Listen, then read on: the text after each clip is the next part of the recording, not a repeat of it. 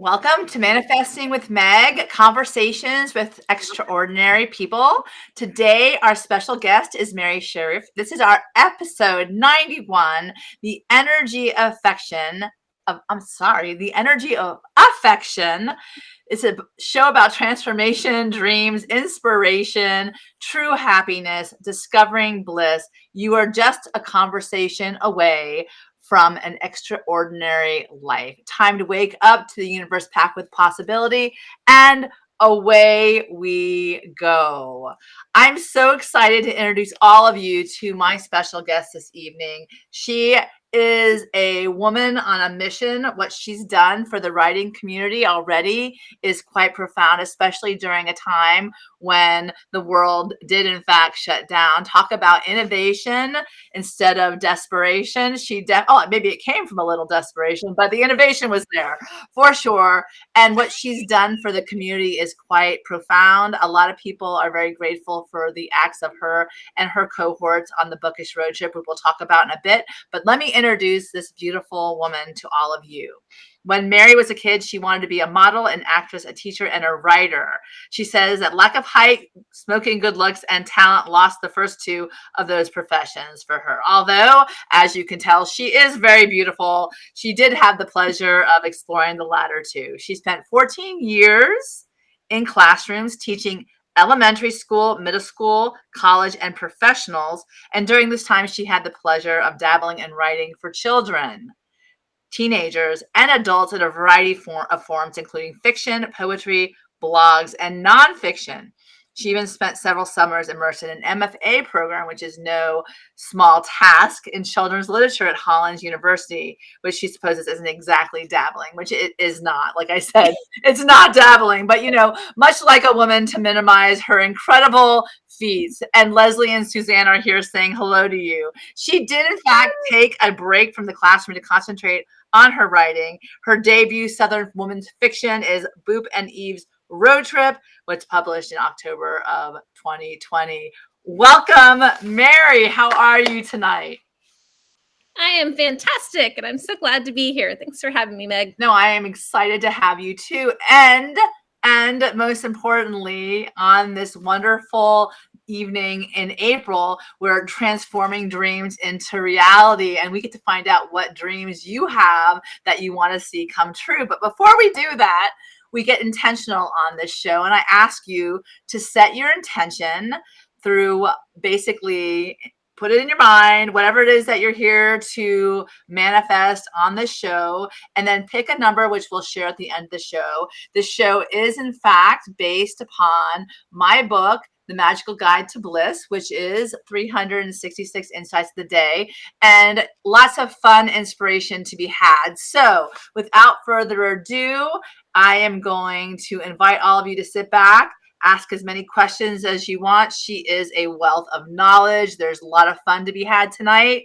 And let our affection, energy of affection come through. So I want to start off tonight, if you don't mind. We talk about the quote that we can't live without religion and meditation. We can live without religion and meditation, but we cannot live without human affection. That's a Dalai Lama speaks to that.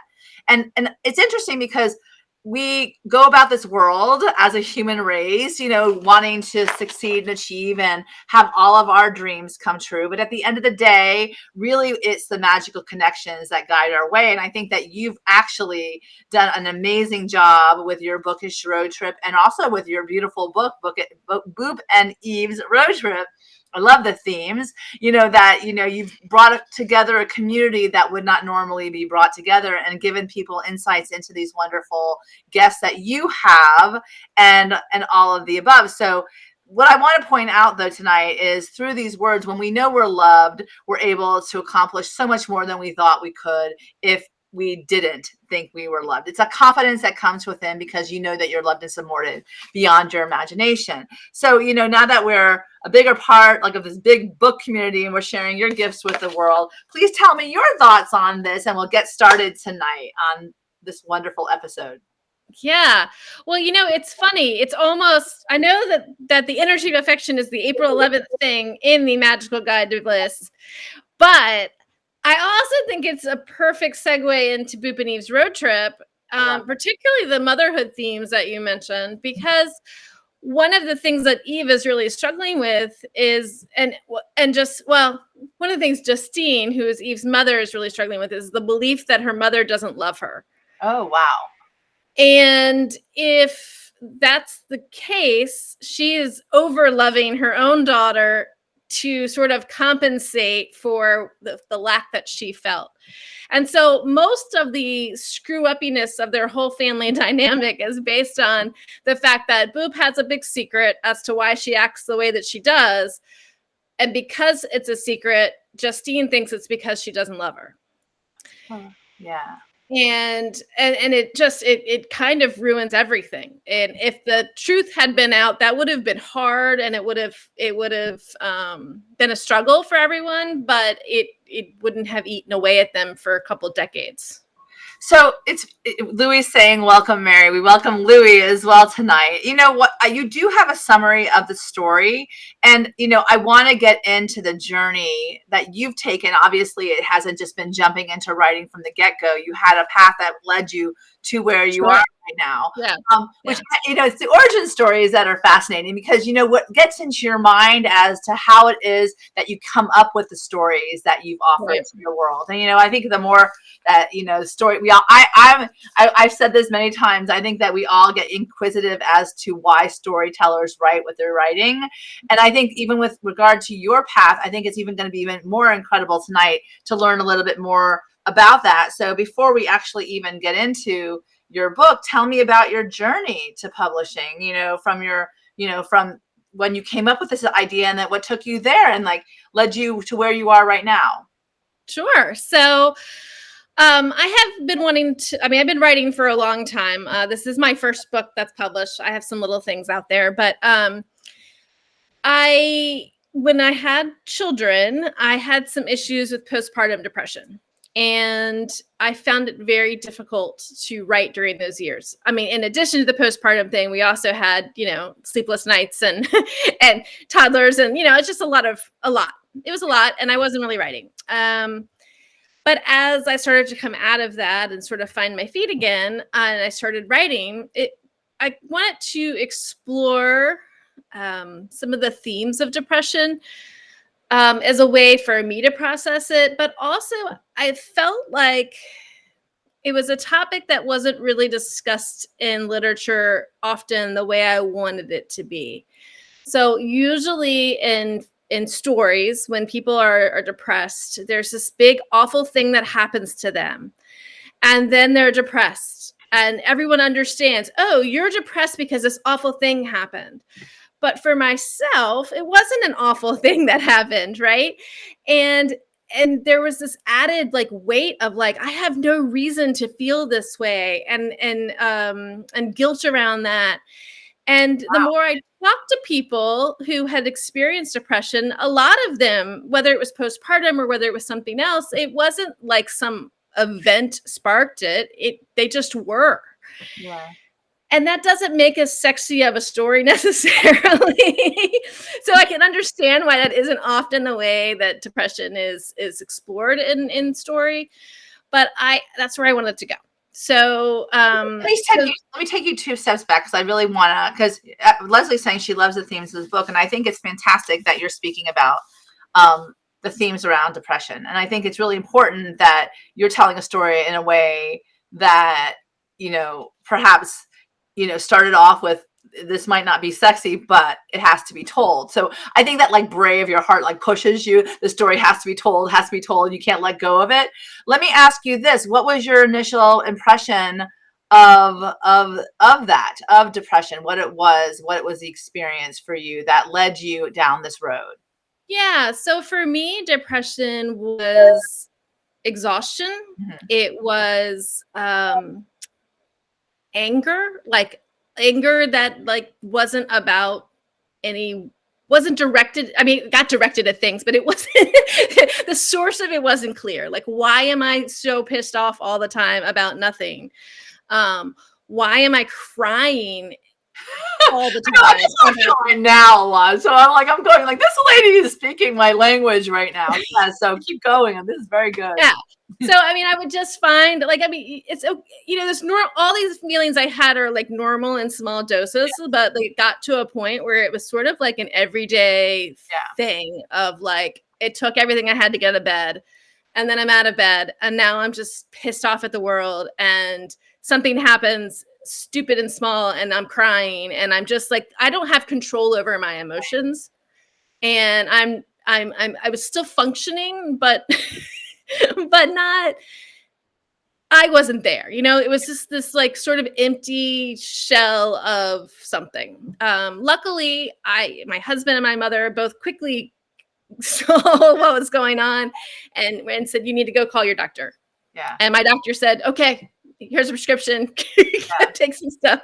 And it was, medicine helped a lot. And I did end up going to some counseling too, which was fantastic. But it's something I didn't talk about until this book came out. I mean, other than to like some close friends. So when the book came out, I realized I was going to have to talk about it because it is an important part of the book. The first time I did a podcast, that's what the whole story was. Like, that's what he wanted to talk about for 45 minutes. And I mean, I was like stripped raw, like sharing this publicly was like, oh my God, what are people going to think of me now? And it's very like the major boot camp. Look, I just wrote this. I'm like tipping toeing, push publish is out there. And you're just like, and they're like, spotlight on you. Here we go. Right. And you're like, tell us your deep and dark secrets. It's like, you tell us your deep, dark secrets and you won't be hiding anymore. I always say it's like a major superpower once you pass that, because then everything is just like, bring it on, it's cake. Everything else, please, what are you going to do to me, right? I got this. I got this. And they're saying very brave and important conversation. And it is, because a lot of us do walk around with this shroud of secrecy as to, am I normal? Is this okay? Oh my God, if I'm found out and they don't know me as my superwoman or my Wonder Woman, then, my whole life is going to be turned upside down. But that seems to be, something that you face head on. And Leslie's saying, I am impressed by your vulnerability. It will help so many, and it will help so many. So tell me a little bit about when you committed to the fact that you were going to start to write about it. And yeah, so I guess maybe even before I had this depression theme, I had wanted to write a book with my grandmother in it. And she had passed away just before my first child was born. I was pregnant when she passed away. We were very close. And she was this really lovely lady. And I had wanted to write a book about her. And so I didn't know what it was going to be. But when I had this idea of this depressed college student, I was like, well, maybe grandma should be there. Maybe that should be the story of a granddaughter and a grandmother.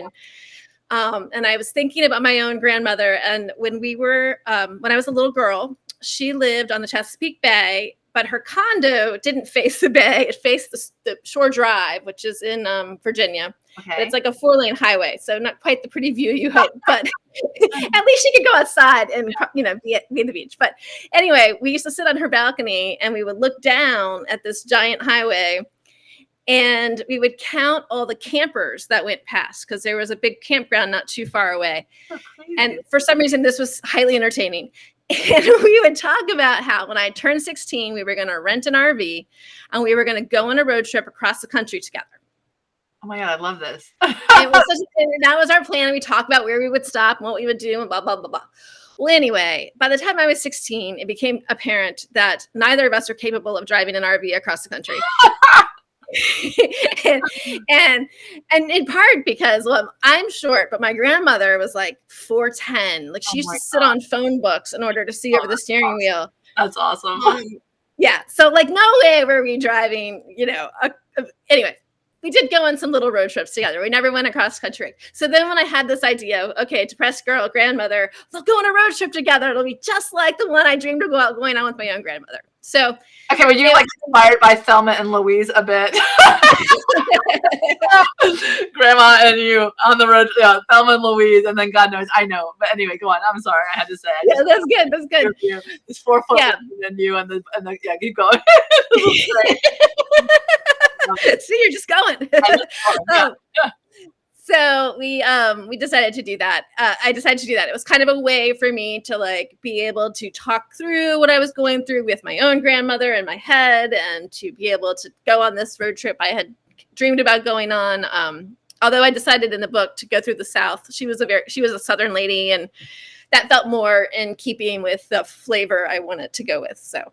Oh wow! Well, I think everyone in the feed is trying to come up with another RV we're going to have to rent, and all of us go on a road trip together. And Louis says he's going to drive, and he's 6'4". So perfect. We've got a tall person to drive. Great, Louis. Thanks. Okay, for sure. But you came up with this gorgeous story about, and if I could read the synopsis really quick, just so everyone gets an idea. And I don't want to give anything away because we want everyone to go out there and get the book. But it's Eve Prince is done with college, with her mom, with guys, and with her dream of fashion design. But when her best friend goes MIA, Eve must gather together the broken threads of her life in order to search for her.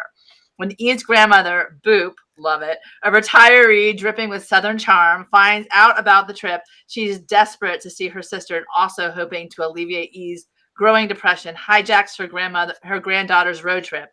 Boop knows from experience that healing Eve will require more than flirting lessons and a garlic festival makeover. Nevertheless, Boop is frustrated when her feeble efforts yield the same failure that her sulfur-laced sip from the fountain of youth wrought on her age. She knows that sharing the secret that's haunted her for 60 years might be the one thing that will lessen Eve's growing depression, but she also fears that if she reveals it, she'll lose her family and her own hard-won happiness. Boop and Eve's journey through the heart of Dixie is an unforgettable love story between a grandmother and her granddaughter. I love it. So without giving away, seriously, go out and buy this book because you're going to love it. And literally the stories and the secrets and everything is what drives you in and pulls you through. And it's also, like you said, talking about the whole overlying about the depression, how people, the energy of affection, how they support each other. So tell me a little bit that I didn't say that you want to add, because yes, you were inspired by your own grandmother I imagine the two of you are looking at the cars going by and going, where will they take us away one day, as we travel up the road, and whatever may come what may, excitement and things to look forward to. So take it from there, Mary. Yeah. So take it from there. Okay. So that was kind of the impetus for Eve, right, and for the grandmother, and Boop's character is inspired by my grandmother. There are lots of little quirks they have in common, collecting bird houses and collecting recipes from Southern Living magazine, but never cooking them, which I just always thought was hilarious. Right. My grandmother really did that. And then other things, Eve wants to be a fashion designer, and I am not a fashionista by any stretch of anyone's imagination. But I wanted Eve to be some sort of artist, and I wanted it to be something that was somewhat, she could do parts of it on a road trip. And I was kind of struggling with what it was going to be. My mom was into doing mosaics at the time. I thought maybe that, but that's weird to carry around shards of glass. That's awesome. Oh my God, I love it. And anyway, so I struggled with a couple of different things. Well, at the time, my daughter was 4, and she wanted to be a fashion designer when she grew up. I love it. And she kept asking me, she would draw pictures of these outfits and then ask me to sew them. And I didn't even know how to turn on a sewing machine. Like, that's how far from ready to do this I was. So I thought, well, what if I make her a fashion designer and I can try to learn how to sew so that I can try to make my daughter these clothes she's designed. So I took a few sewing classes. I made a pillowcase and a duffel bag, but I was so like nowhere close to being able to like take a drawn picture by a 4-year-old and turn it into an outfit. Well, I'm definitely fangirling you right now, because the fact is that you literally took classes so you could make your daughter's dream come true. I didn't do it. I just failed. That's amazing. That is such love and dedication. And as a mother, I'm not sure I would. Well, again, I failed. So. You tried. You tried. You tried. Oh my god. Yeah. So then and then we watched Project Runway together. Love it. Yes. Which is another parent fail, because they cuss a lot on that show, and she was 4. Whatever. She didn't even know they were cuss words. It was you're not going to get judgment from me for certain. And Mike is saying so creative and innovative. So there you go. There we go. Thanks, Mike. People love you. The people love you. There you go. There you go. There you go. So that was kind of my idea of like, I'll bring my 2 worlds together, and I'll make Eve a fashion designer, and I'll do my research with my daughter, and that'll be, kind of cool. That's awesome. And so when you were ready to put it out there on, and send it away, did you query a lot, or did you just go straight for the kind of publishing that you wanted at the first? Oh, well, so I finished it a long time ago, and then I sent it out, and I got a lot of rejections. And I didn't know whether it was my query letter that stunk, or my first few pages that stunk, or if it was a whole idea that stunk, but something stunk, and a form letter didn't tell me what. So I went to this writing conference. It was called the Algonquians Writers Retreat. I think it's in St. Augustine, Florida, another location in the book. Yeah. And there were 20 authors there, and basically all weekend long, you worked on your pitch, and they had agents and talent scouts and like film agents. I mean, all kinds of like kind of big people. And you got 20 minutes with each of them to talk about your project. Oh, wow. And for them to give you honest feedback. Yeah, that's awesome. It was mildly brutal. Not gonna lie, there are people who I'm pretty sure went to that retreat and never wrote again, because they were just so traumatized by the experience.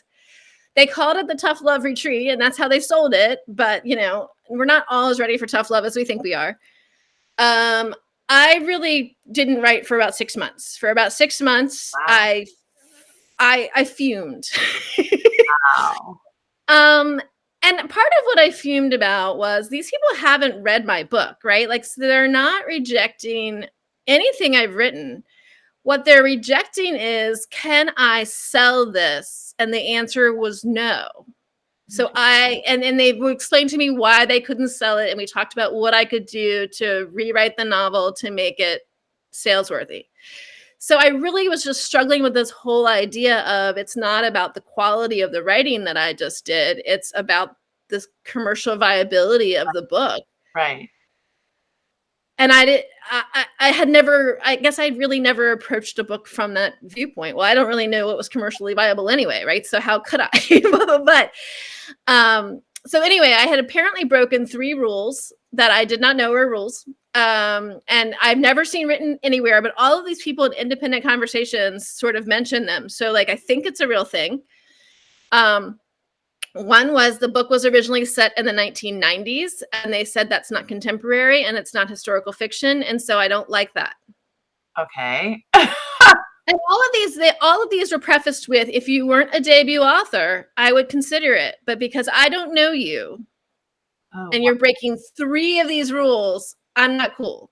Okay. So that was one. Another one was, it was a very character-driven novel. It's still pretty character-driven, but it has more of a plot than it did initially. Yeah. So, wow.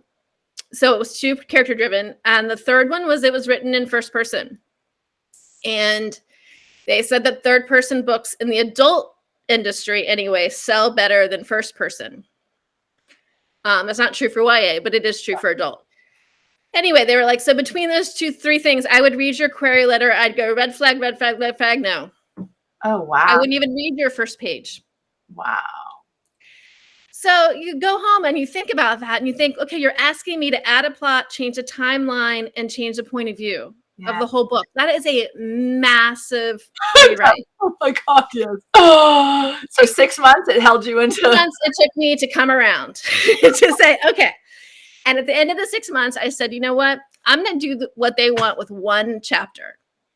And I'm going to see what it does. Because I also had a problem with changing a book that I thought was lovely for dumb reasons. Not that selling a book is a dumb reason, but you know what I mean? Like, it wasn't because it made it a better book. It's because it made it more sellable, which is like different. It felt, I don't know, it felt dirty. I have a question for you, because so I've been to one of those. Were they like the 20-somethings who are telling you to basically take it in pound sand, or were they actually seasoned professionals? Please. They were all at least in their 30s. One was in her 50s. They were adults. Seasoned. Okay, they were seasoned. Okay, good. Okay, at least that's good.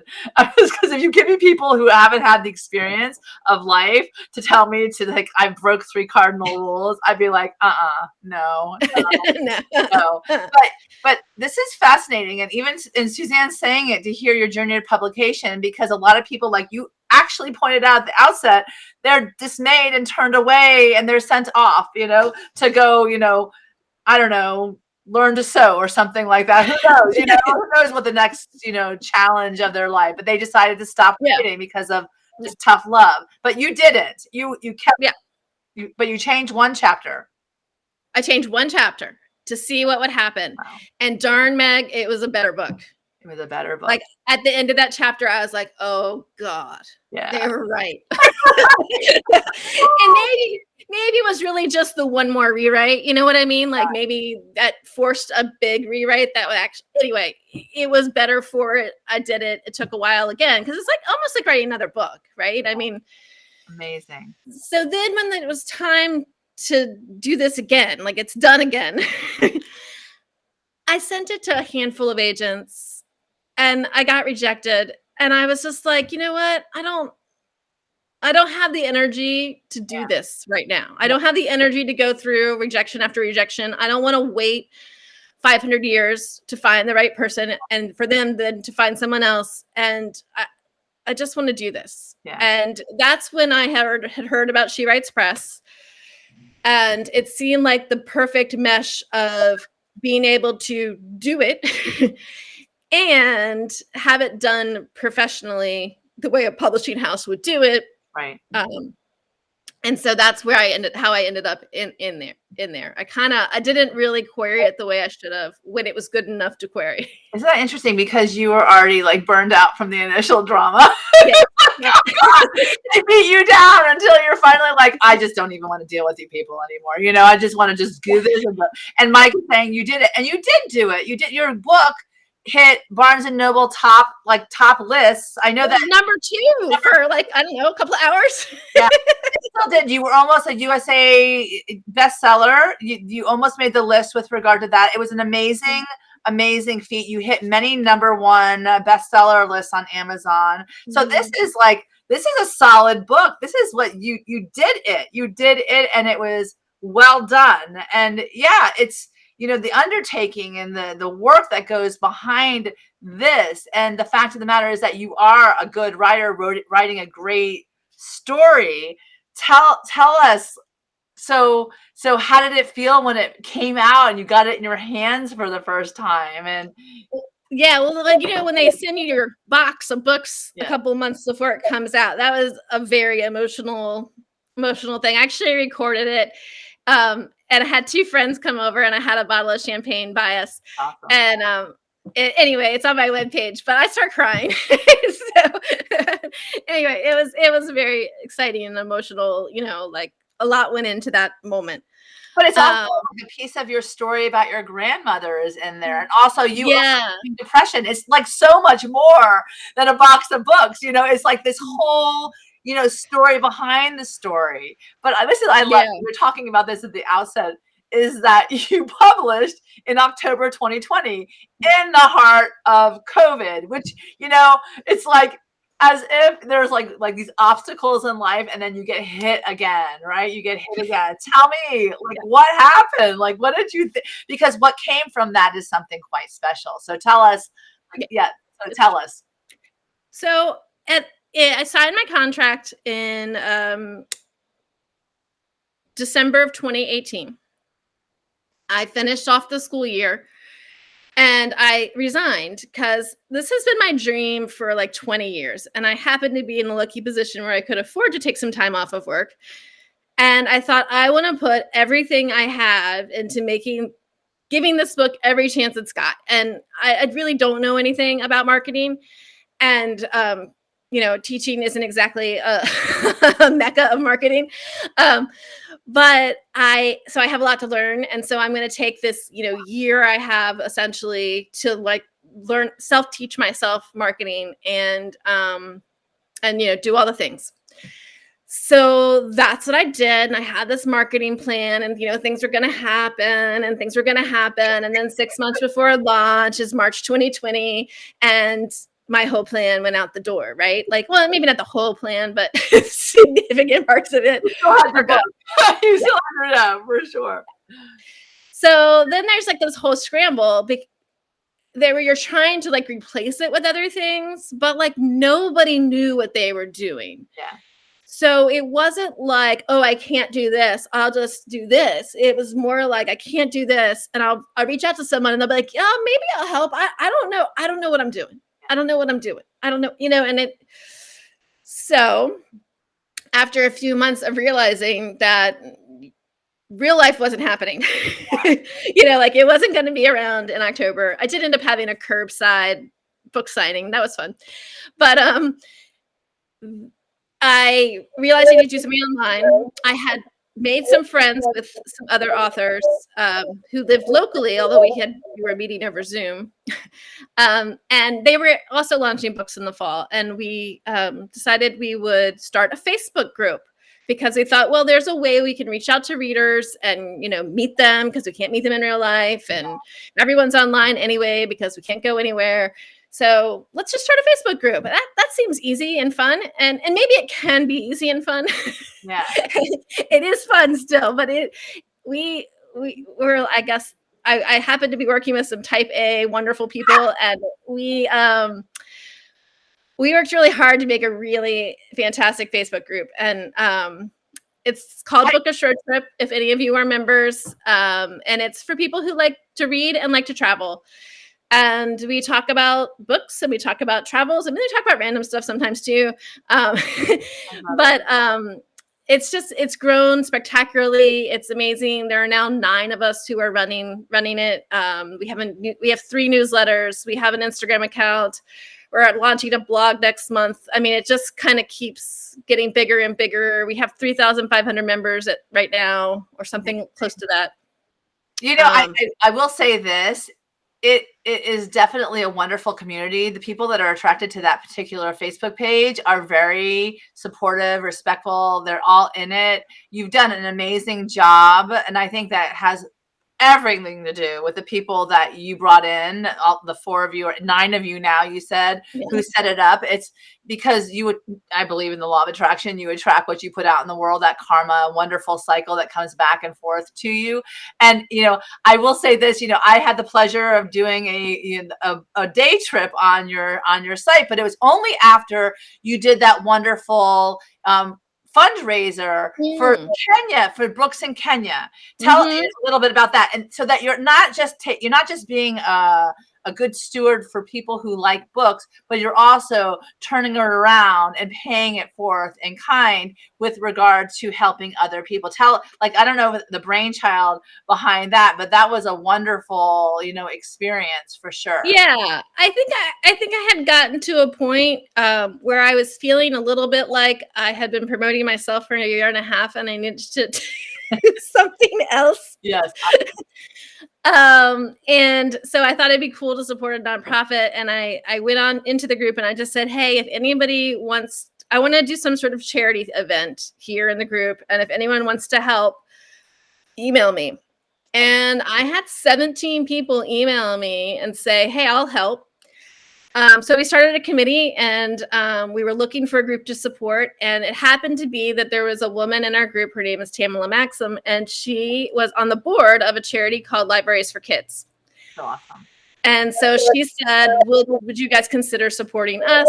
And it just fit in so beautifully with what we tried to do there, because it's, we travel. We've got people all over the world in Book a Short Trip. It's not just a bunch of Americans. Yeah. And although, I mean, that is the biggest segment. But anyway, so it's got the travel part, it's got a book part. So Libraries for Kids is working right now with Kenya. They do have plans to expand beyond that once they get a library in every rural school in Kenya. And so they basically get money and they use that money to buy books at a heavy discount. They reach out to these schools in rural Kenya. So the schools in Kenya that are in the cities are perfectly lovely schools. The country funds them, and they're supposed to be actually pretty great. But in rural Kenya, that is not so much true. Schools give them like $1 a kid a year or something like that. Maybe it's $5 a kid. Anyway, it's like nothing. Yeah. And so some of these schools didn't have any books, period. Wow. The teachers at one school that he visited had paint and the painting like cloth. Oh, wow. Because they had no paper and no pens and no pencils. Wow. And then they had sticks and they were drawing things in the sand. That's what they were doing at school. Wow. So he gets the teachers to give him a list of the books they want. And then they buy them at a discount through an arrangement they have with a publisher, and then they ship them over to Kenya. And the really interesting part is what happens once they get to Kenya, because they have to go into a warehouse. Every one of them has to be stamped. I forget how many times. Let's just say it's 5, but whatever. Anyway, somebody literally has to sit in there and stamp this book in multiple different places. This is like a government law that says basically you can't be sold. Okay, got it. Got it. Oh, so they have to do that without, like, a shipment comes in, it's thousands of books, and someone spends days stamping these books. And then they have to get the books to the schools, but there aren't roads going to a lot of these places. Amazing. So they put them on the back of motorcycles. Oh my God, are you kidding me? Wow, that's amazing. And so it's just like this random network of people.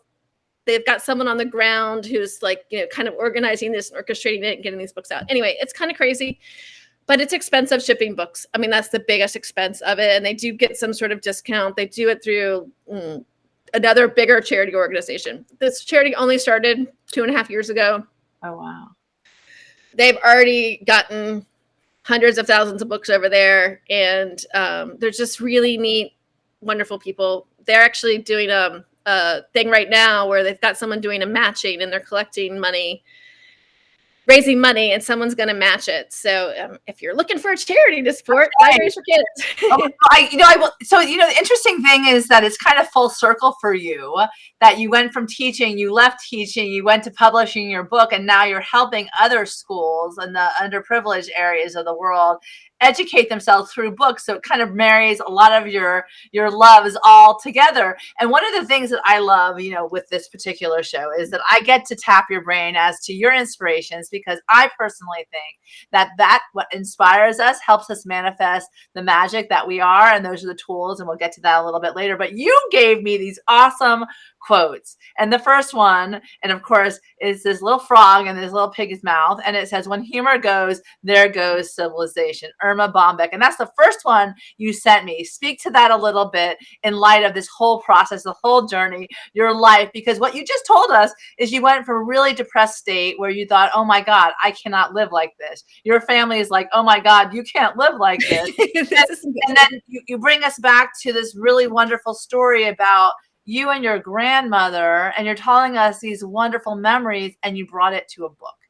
And then you go on this road trip, and then we have humor. So tell us, what does this mean to you? I love it, though. Yeah. So, I mean, I guess, a couple of things. Just obviously, life is hard. I mean, that's just real. And being able to laugh at some of those things is huge. And being able to find humor. And I do feel like sometimes we've lost our sense of humor just as a as a country, as a time. You're canceled. I'd like to see some of that come back. But then, even in the book, I was writing about depression. It was important to me that the book not be depressing.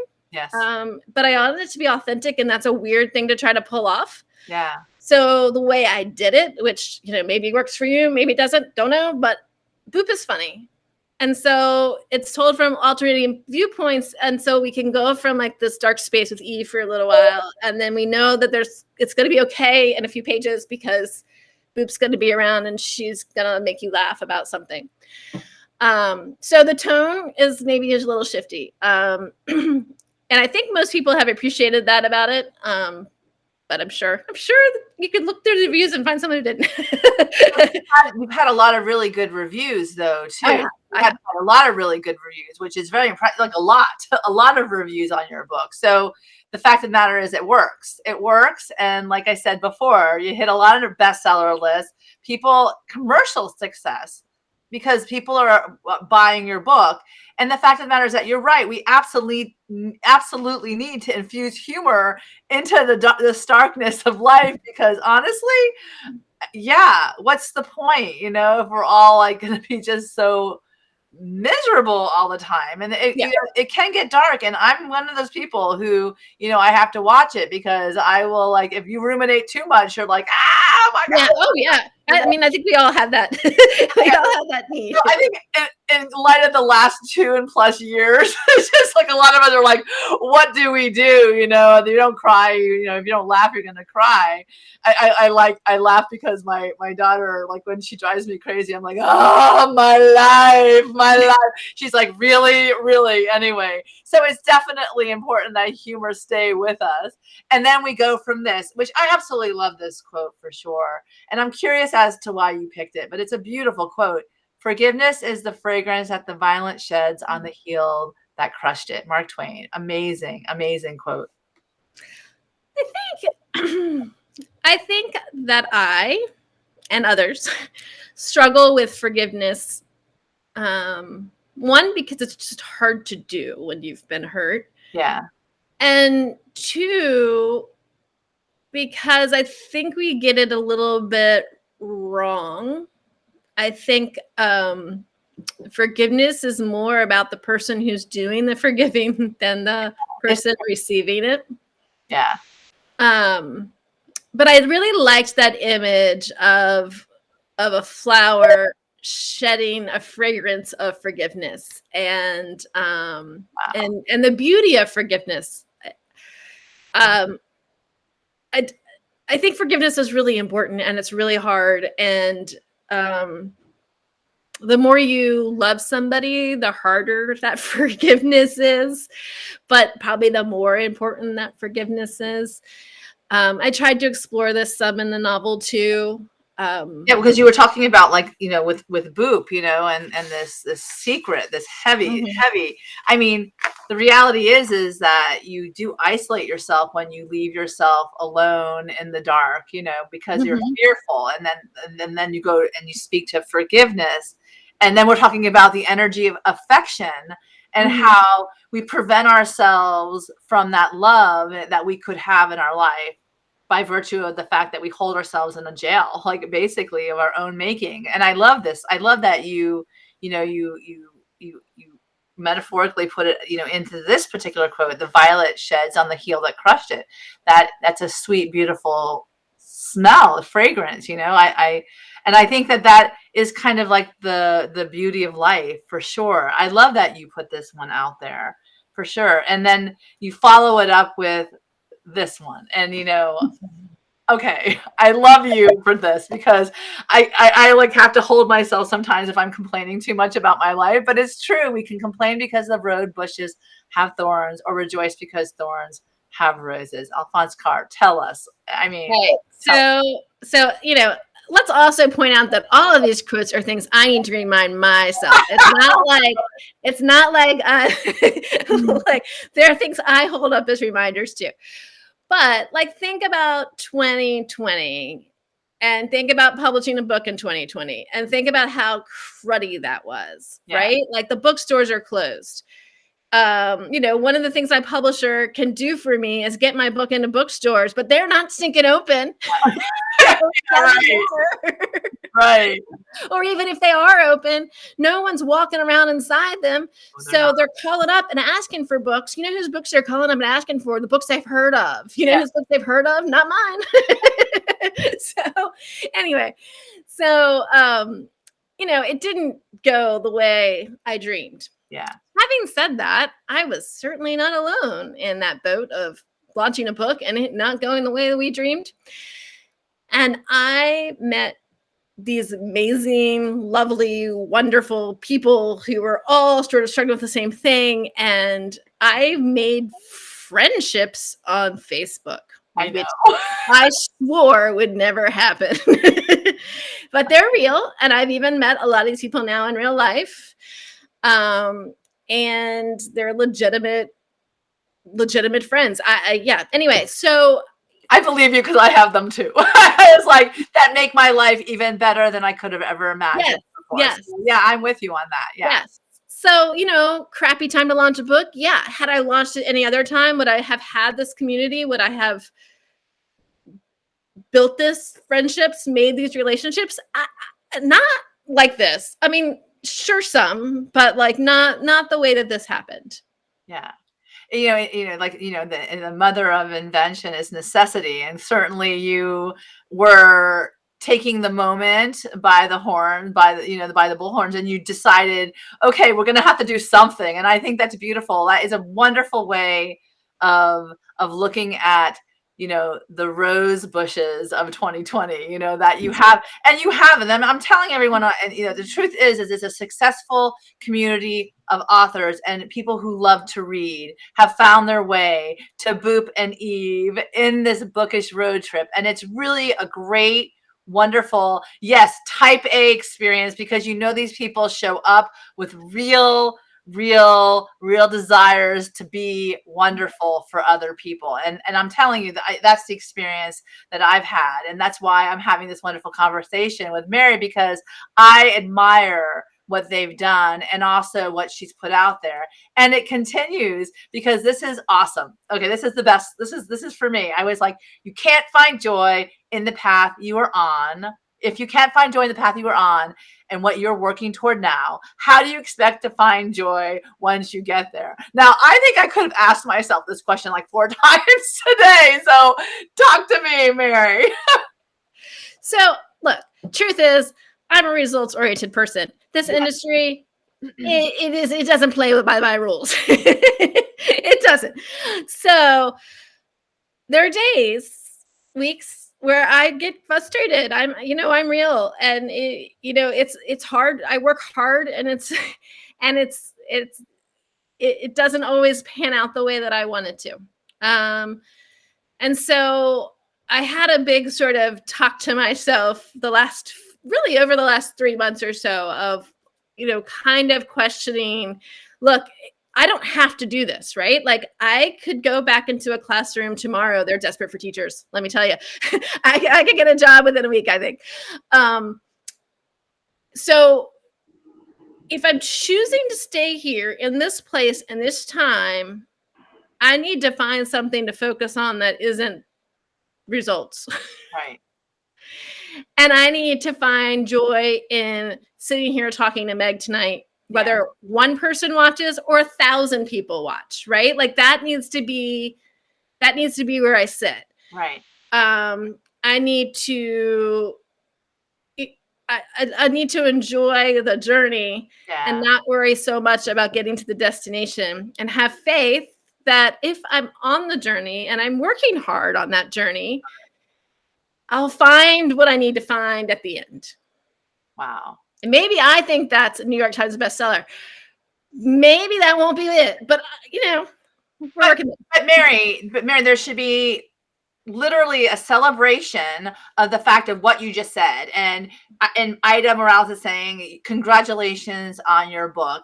Leslie's saying, you're preaching to the choir. And Mike's saying, yeah, finding joy. Amen. Spot on, preach. Because I'll tell you more ways than one that is the whole point of this whole adventure that we're on, is being present in the moment, experiencing these relationships, your success, and how it unfolds from that point on. That if that is your New York Times best-selling author, yeah, I could see Boop and Eve's road trip in a movie. I could see that happen.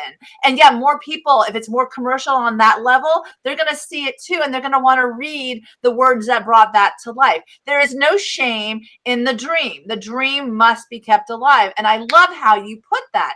If you want to find joy at the end, you better figure out joy now, because this is the magic right now. These are the seeds we plant. This is the conversations that might, who knows where it's going to go. But I love that you said it, because that literally is what we nurture. Those seeds we nurture, we plant, we till the ground, and then see what happens from there. You love the energy of affection. You love what you're doing, where you are, the relationships that you cross. And that is where literally the magic happens. And then here we go. An intelligent person is never afraid or ashamed to find errors in their understanding of things. Bryant McGill. Now, I've never heard this quote before, but I totally agree with that. And the whole thing starts with what you actually spoke to earlier, is that you said they gave you those 1, 2, 3 red flags, and you actually said, all right. I know, first you're like, what? No. And then you're like, okay, let me try it. And it made it better. But the reality is this. You tell me what your thoughts are on this. I feel like we can get arrogant. And when I say we, I mean again, not alone. I'll join you. I'll join you there. And I think writers in particular are generally very intelligent people. You have to be somewhat intelligent to write a book that's coherent and makes sense. Like you can't do that without a certain level of intelligence. Yeah. And I think sometimes we get blinded by our own worldview and how that fits into our intelligence, and we get stuck. And I think it's important to question ourselves more than is comfortable, and question our opinions,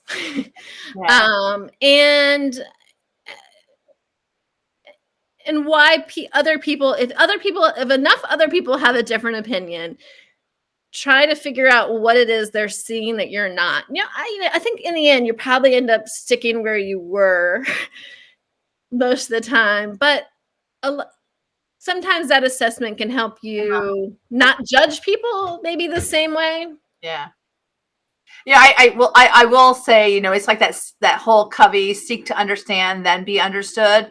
And at least it's like walk a mile in someone else's shoes. At least you understand their why. It might not be your why, but it definitely has you coming to terms with where the disconnect is. And I think once there's understanding, what you're talking to is clear. I mean, it gives you a little bit more of that empathy toward another person, compassion that you can meet in the middle. And I love that you're saying that.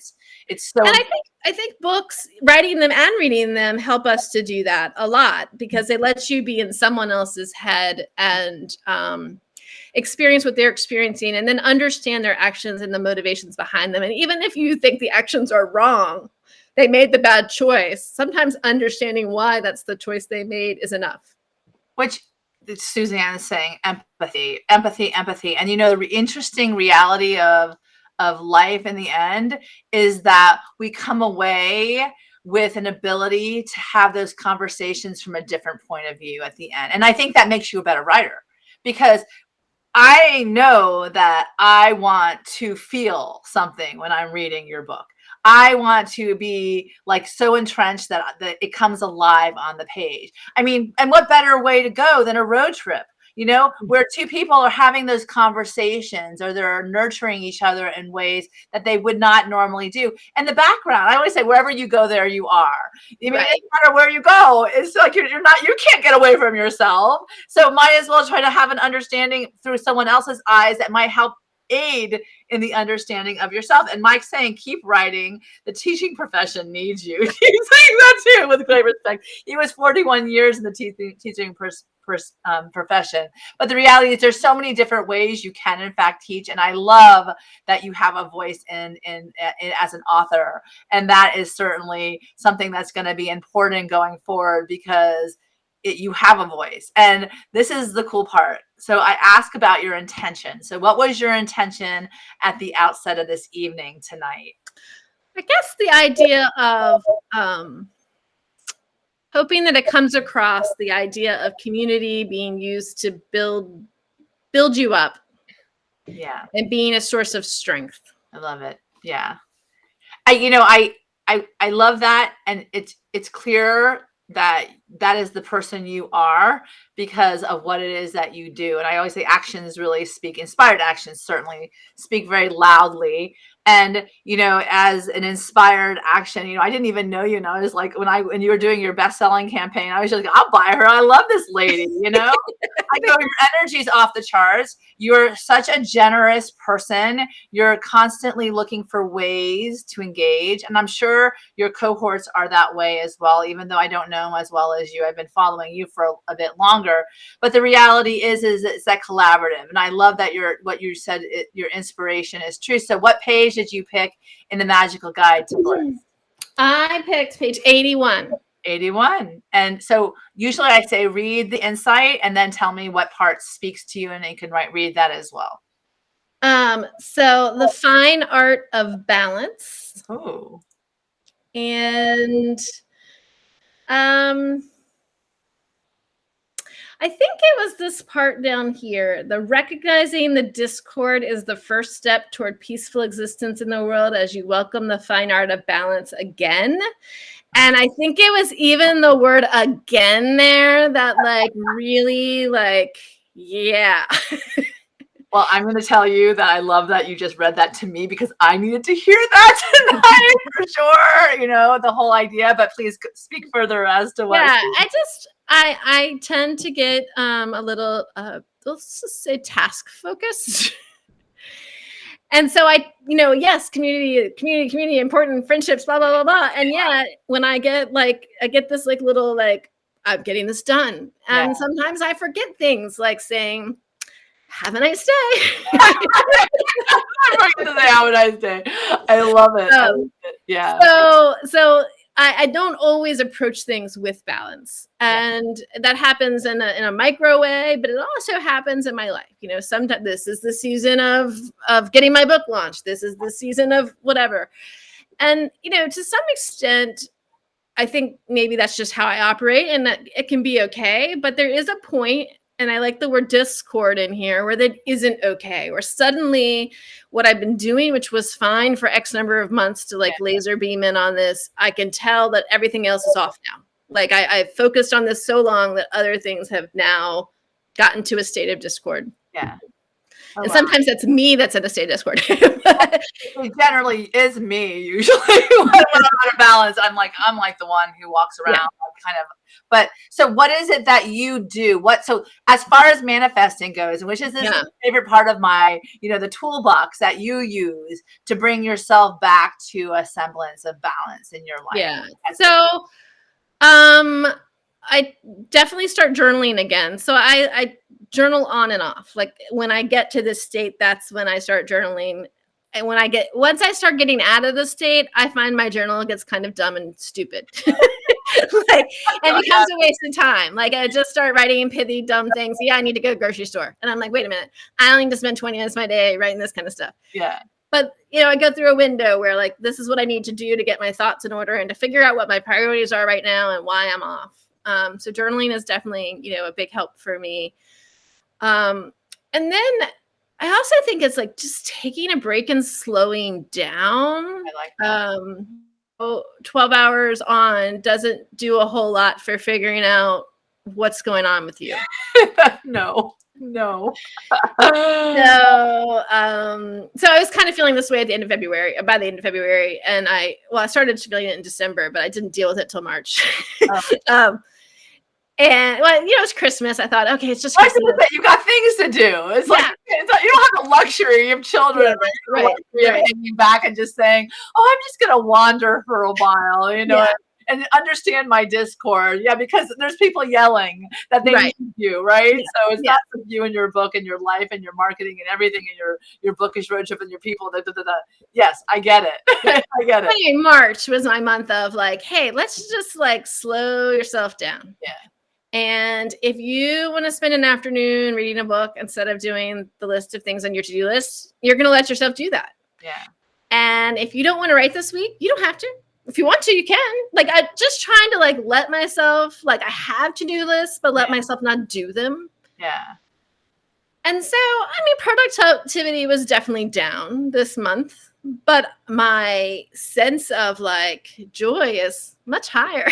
Oh, well, So, and that'll keep you on the path for sure, right? Right. Oh, I love that. I Right. love. Well, I love. Right. I guess we all have seasons, right? And I, Yeah. one of the things is I was writing today. I was like, well, you have to pay attention to the whispers. But if you're moving so fast and you're making so much You noise, can't hear them. you can't hear them. It's like, how can I hear that?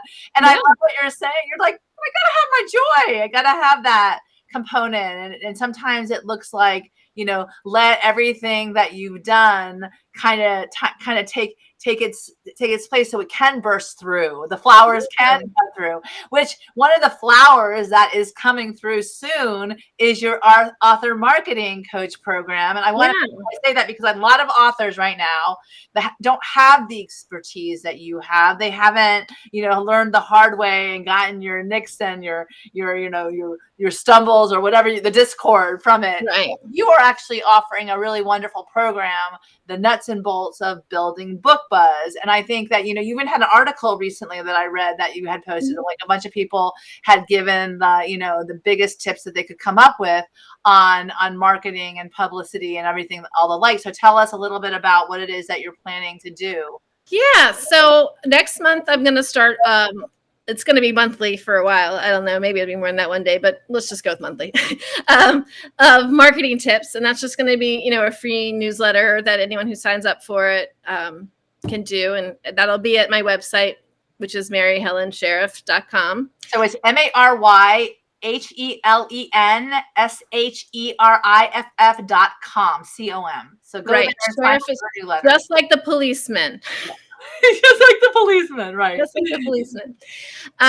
So anyway, if you go there, you can sign up for that newsletter. And that's going to start next month. And then I have a class that I've put together. It's done. It's just not up yet, but it's going to be Red Penguin Publishing does classes. It's going to be there. And that's on making a marketing plan. Okay. And kind of how to do that and tips along the way.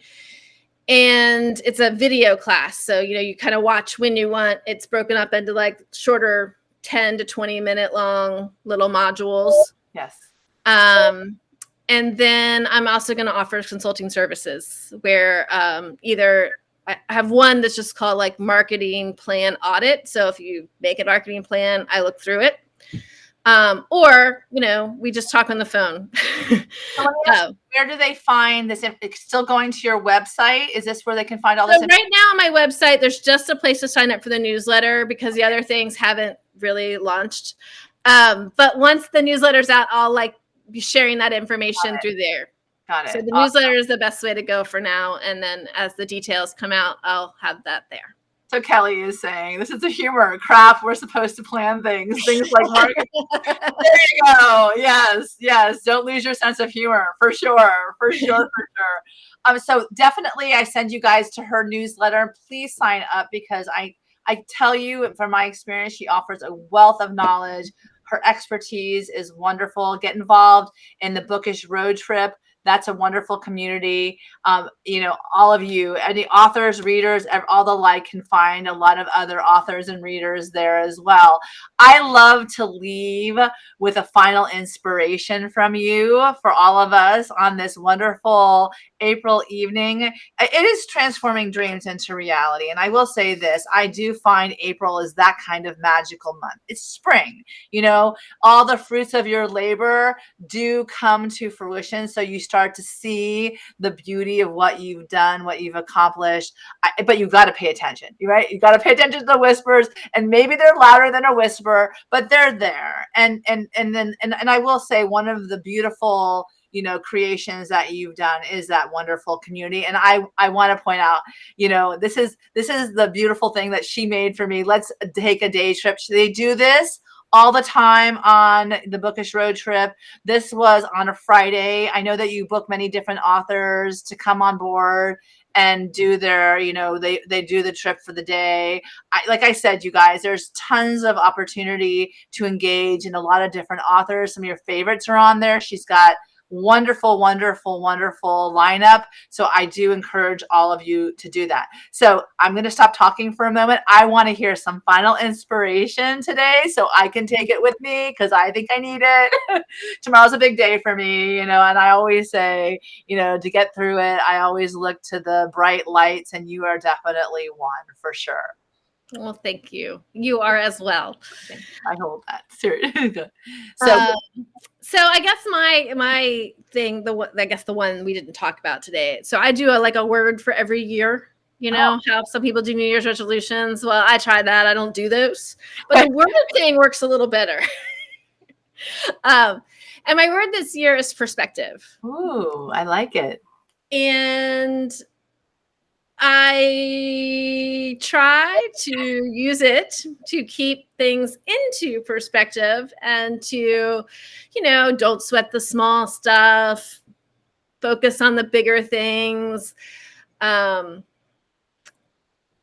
at other perspectives, that sort of language around my day, especially when I'm starting to feel one way about something. Well, I think perspective certainly is a good thing, and definitely, I know there's going to be much more coming from you, and also your New York Times bestseller. That's right. And it could be when Book and Eve's road trip does hit, like even bigger than it is now. We'll celebrate you, because I think we all know the hard work it takes to stay the course, the kind of perspective that you need to have when you're not feeling it, but you keep going and you keep moving forward. And I love that you label your years so all of us have a new perspective, certainly one where we look for the joy in the path, because that is really important, that we find those joyful moments in the journey, because this is what it's all about, people. It's not that moment when we get the award or we get the nod or the external approval. It's now in these conversations that we're all a part of that the joy exists. So we have to really embrace that. And I love that perspective. My word, I label my years too. I knew I was going to love you.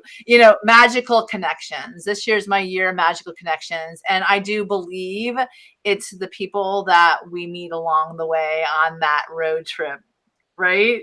That make this life even more joyful than it could have been before. And with that, I want everybody to go out and grab this gorgeous book. I only wanted to ask you, because I know that we have a one more minute, the cover. How did you come up with the cover on this? Well, I didn't really, right? So the cover designer sent 8 different covers. And I liked parts of lots of them, but none of them as they were. So this is the colors of one with the font of another, with the design of another. Oh, I love that. So you did use your creative angle on it. I love that. Yeah. So then I did mock-ups with my issues, and this is where we landed. So I do really like my cover. I will say, I have run into a lot of people thinking the book is a young adult novel. I think because of the pink and the name Boop together. So I wonder if I should have gone with the designer's original colors instead of the ones I liked. I have to tell you, I like this. It's very engaging. And they all say, it's a stamp. So when people look, it's the eyes have to be engaged, and bright colors engage the eyes as far as keep me looking, because Yeah. it'll make you look twice for sure. Yeah. I think it's a great cover. I mean, obviously I picked it. Yeah. I just think that maybe the designer was smarter than I was when she gave me the original colors, which were not quite as youthful. Okay, so but you know what? You are very youthful, and they buy the book because they like the author. And I'm telling you, that's what I love about this show most, is the extraordinary person that engages the audience. And it's really you. If you're telling me you went through depression, but yet there's this beautiful, colorful light at the end of the tunnel, not just, white light. It's a colorful light at the end of that road trip, right? Yeah. Oh, I like that. I like that. Yeah, but it's not even at the end. It's during. It's like even in the crop, right? As Kelly put it, even in that, you can definitely see a lot of color. And I couldn't imagine anything being dull or not intriguing. And certainly you are not that. So I can tell you that. So Thank you. Thank you. I'm going to put mine up next to you. These are some beautiful covers that we have from She Writes Press. I do encourage you all to go out and get Boop and Eve's Road Trip. It is a wonderful novel. She is a wonderful storyteller. We all are very grateful that she didn't give up after that 6 months and she kept going. Thanks, so go out and buy, and it's available at Amazon. Tell us where it's available. Yeah, Amazon, Barnes & Noble, online, pretty much anywhere, Target, Walmart. In real life, I don't know. Well, go, and you know what? Hopefully we'll get you on a road trip, that you are on a book tour so we can meet you in person, because that'd be fun. This book needs to be out there in person, not just on the corner, signing it outside your house. You need to be in the world at bookstores, engaging, because there's a lot to the story. And coming from a place of writing about depression, I know how important your themes are, and I know how necessary your themes are to start talking about it with a bigger group of people, so no one has to feel that shame alone, and they actually put their different perspective, that there's nothing wrong with them. It's just something we all go through in life, and if we go through it together, even better. So, and Kelly's saying she read your book over the summer, loved it. Great interview. You are amazing. I have to say, I do get the best people to interview, and you are an amazing person. So is there anything else I have missed? I want to make sure I leave the final word to you, my friend. No, I just really want to thank everyone who joined us tonight. And if you're watching this later, thanks for watching it later. Yes. And it's been a lot of fun. Thanks, Meg. Yes, don't forget, go to her website, www.maryhelensherriff.com, MaryHelensherriff.com. Sign up for her newsletter so you don't miss a thing. Go check out her bookish road trip and meet all the wonderful people there. And thank you, Mary, so much. I've enjoyed this. You are a joy. So I really appreciate it. Everyone, have a great evening. Remember, it's time to be the deliberate creators of your life. Thank you again to Mary, for sure. We are here to love ourselves exactly where we are. Reach out to each other and continue to spread the love. It's time to manifest the life of your dreams this month. Start transforming your dreams into reality. Wishing you all bliss. I know it's going to happen. Just make sure you enjoy the journey, and have a great night, everybody. Good night, Mary. Good night.